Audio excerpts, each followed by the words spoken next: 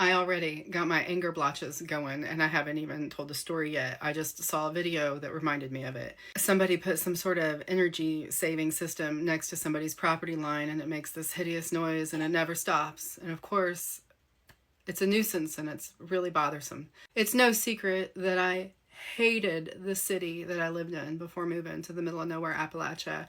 I had lived there for like 28 years. I had just got to the point where I was in such a fight with the city. I was so angry. They were breaking the law. They were creating a huge nuisance right behind my house and they were doing nothing about it.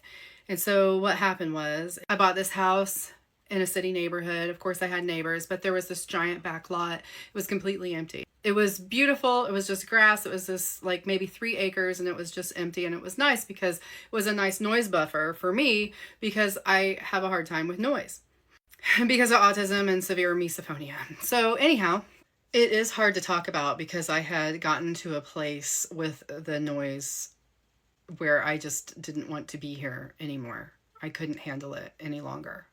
So one day, all this construction stuff showed up, and I'm immediately like, what is happening? And they start tearing up this back lot. They're tearing it up.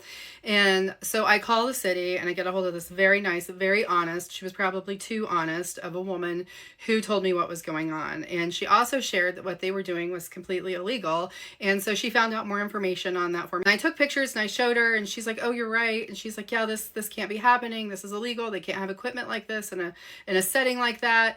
And so on and so forth. And so she gets a hold of the person that's in charge of the project, and he admits that they do not have any permits. They did not get any kind of permission, that they were only going to be there for the most 3 months because the project had already started. It was too late to back out and go ahead, and it would take too long to get all the permits and stuff that they needed to do this.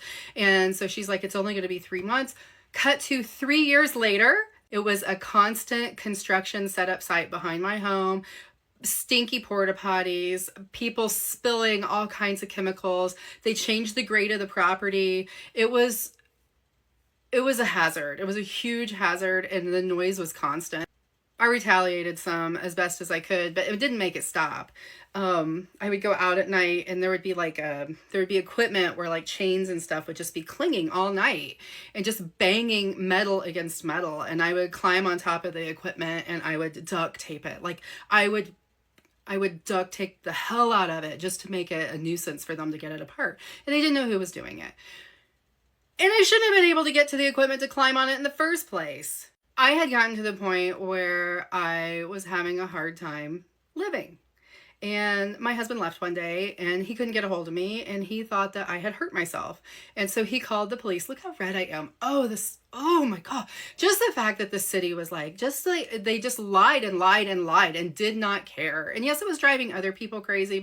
I tend to have the loudest voice in the room because I have like this extreme sense of justice and I can't stand it when the rules are there for a reason and people just don't care. They just don't care.